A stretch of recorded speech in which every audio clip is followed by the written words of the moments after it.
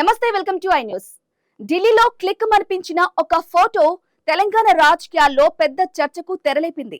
కుర్చీ ఎక్కడా, table head ఎవరు, అధ్యక్షత ఎవరు, ఇదే ఇప్పుడు హాట్ టాపిక్.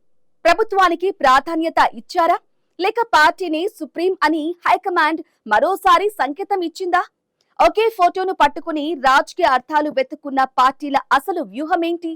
ఆ ఫోటో వెనుక దాగి ఉన్న రాజకీయ కథేంటో ఇప్పుడు చూద్దాం. ఢిల్లీలో జరిగిన తెలంగాణ కాంగ్రెస్ సమన్వయ కమిటీ సమావేశానికి సంబంధించిన ఈ ఫోటో ఇప్పుడు పొలిటికల్ సర్కిల్స్లో వైరల్ అవుతుంది. ముఖ్యమంత్రి రేవంత్ రెడ్డి, డిప్యూటీ సీఎం బట్టి విక్రమార్క, టీపీసీసీ అధ్యక్షుడు మహేష్ కుమార్ గౌడ్, రాష్ట్ర వ్యవహారాల ఇన్ఛార్జి మీనాక్షి నటరాజన్, మంత్రులు ఉత్తమ్ కుమార్ రెడ్డి, దామోదర్ రాజనరసింహ, సీతక్క, ఏఐసీసీ కార్యదర్శి సచిన్ సావంత్, సిడబ్ల్యూసీ సభ్యుడు వంశీచందర్ రెడ్డి ఈ ఫోటోలో కనిపిస్తున్నారు. అయితే మొదట కేసీ వేణుగోపాల్ సమావేశానికి హాజరవుతారని ప్రచారం జరిగినా లోక్సభలో కీలక కార్యక్రమాల కారణంగా ఆయన రాలేదని పార్టీ వర్గాలు తెలిపాయి. దీంతో సమావేశానికి మీనాక్షి నటరాజన్ అధ్యక్షత వహించారని కాంగ్రెస్ వర్గాలు చెబుతూ ఉండగా, అదే ఫోటోపై ప్రతిపక్షం మాత్రం మరో కథనాన్ని నిర్మించింది.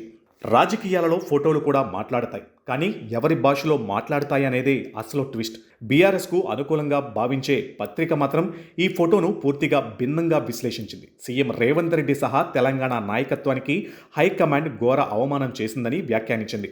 ప్రభుత్వం పెద్దదా, పార్టీ పెద్దదా అన్న సందేశాన్ని ఇవ్వడానికే ఈ సిట్టింగ్ ఏర్పాటు చేశారనే అభిప్రాయాన్ని వ్యక్తం చేసింది.